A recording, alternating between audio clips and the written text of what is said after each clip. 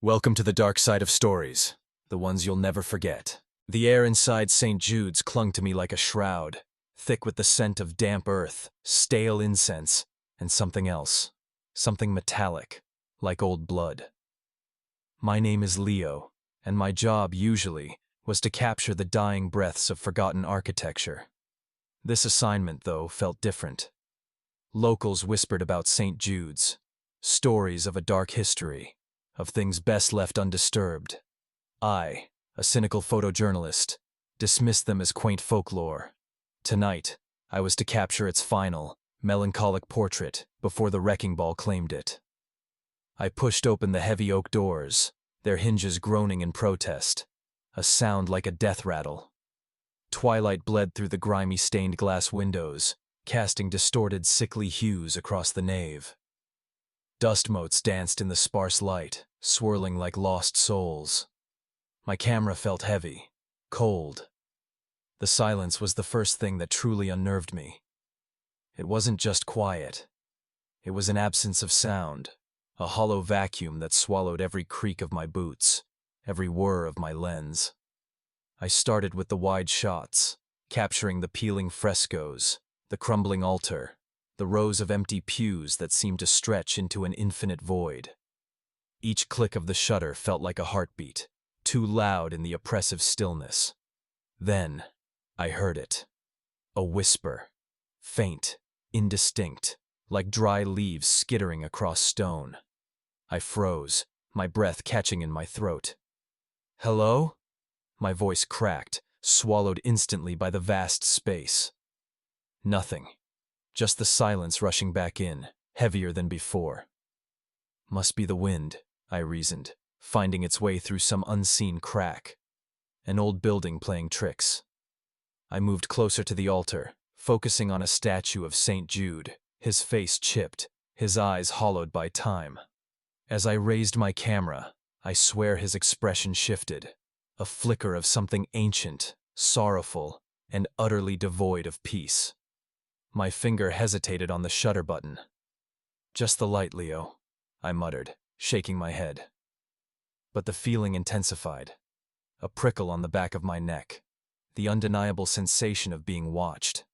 Not by the benign eyes of saints, but by something far more predatory.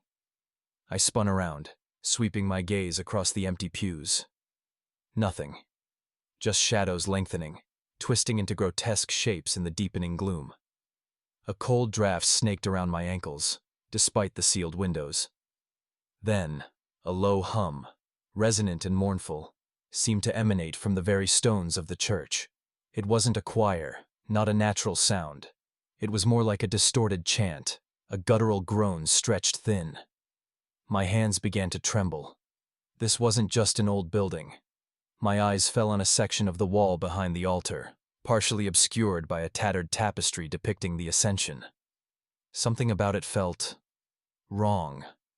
The tapestry itself seemed to sag inward, as if hiding a secret. Driven by a morbid curiosity I now regretted, I pulled it aside. There, almost perfectly camouflaged against the stone, was a narrow, unadorned wooden door. No handle, no lock, just a barely visible seam. I ran my fingers along it, feeling the texture of ancient wood. A faint, sickly sweet smell, like decaying flowers and something metallic, drifted from the gap. Against my better judgment, I pressed against it. It gave way with a soft, suctioning sigh, revealing a darkness so profound it felt like a physical presence. A narrow, winding staircase descended into the abyss. The air grew immediately heavier, colder, thick with the cloying sweetness. I took out my phone, flashlight beam cutting a shaky path into the gloom. Each step creaked under my weight, reverberating in the enclosed space. The descent felt endless, spiraling deeper into the earth, deeper into an unknown dread. The staircase opened into a small subterranean chamber. This wasn't a crypt for burial. It was something else entirely. In the center, a crude stone slab stood, not an altar for worship, but a block of sacrifice. The walls were covered not with frescoes of saints, but with crude, unfamiliar symbols, spirals, inverted crosses, sigils drawn in what looked like dried, dark pigments. The air was suffocating, heavy with the stench of decay. On the slab lay a mummified, deformed figure. It was humanoid, but horribly twisted, its limbs unnaturally elongated, its head disproportionately large, with gaping, empty eye sockets that seemed to stare directly at me. It wasn't a skeleton. It was preserved, shriveled flesh, stretched taut over bone. Around it, scattered on the floor, were remnants of something unholy.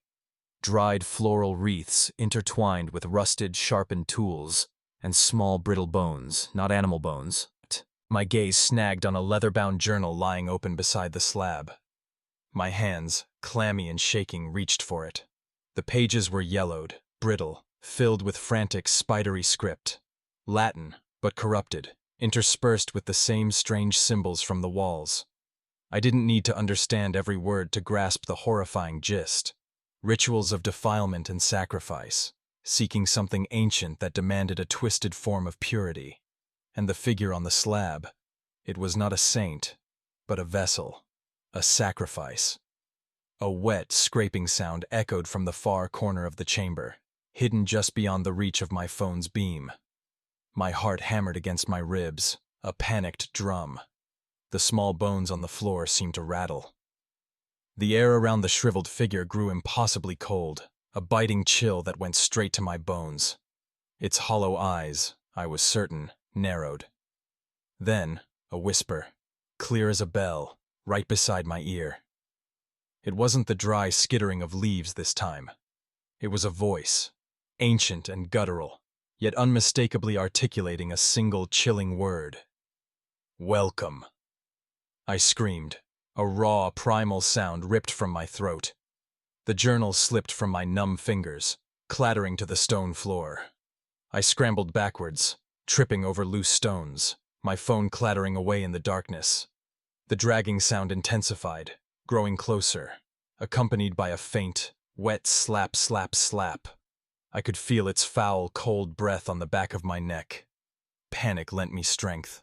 I lunged for the stairs, blindly scrambling upwards, scraping my hands raw on the rough stone.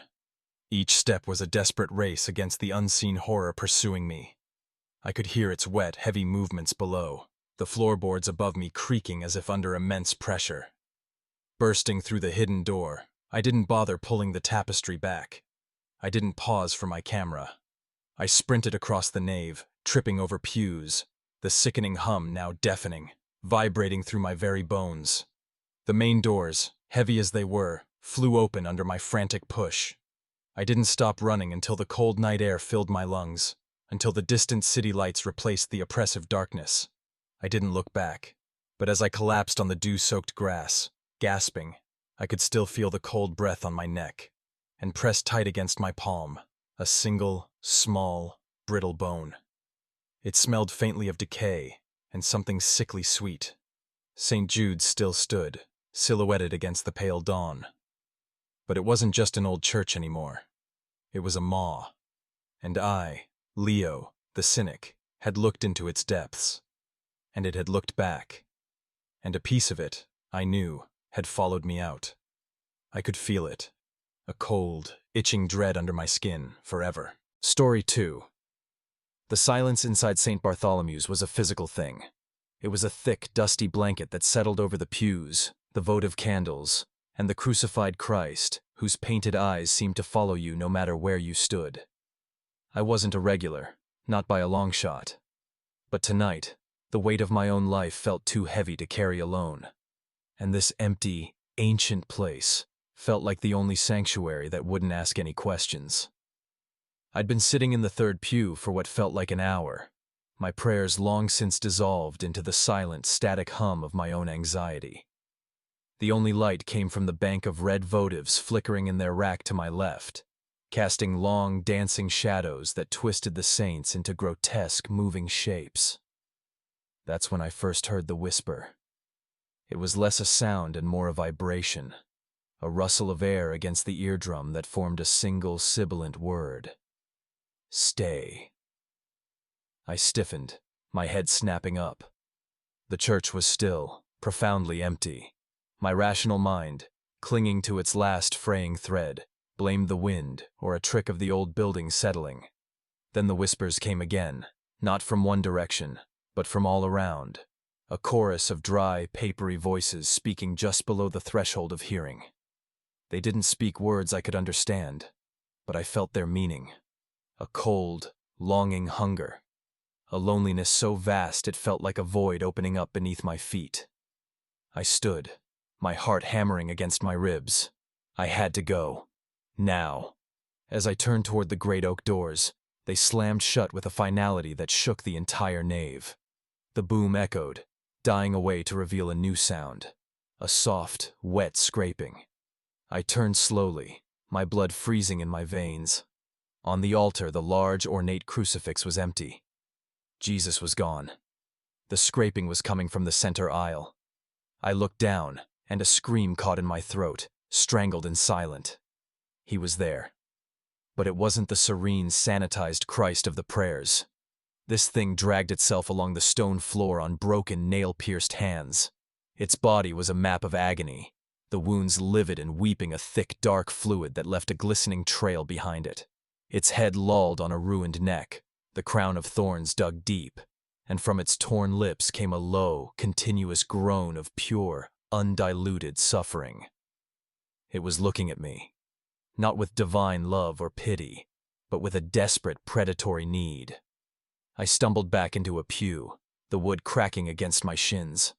The thing on the floor changed direction, its movements a horrifically disjointed crawl, its bones popping audibly with each movement.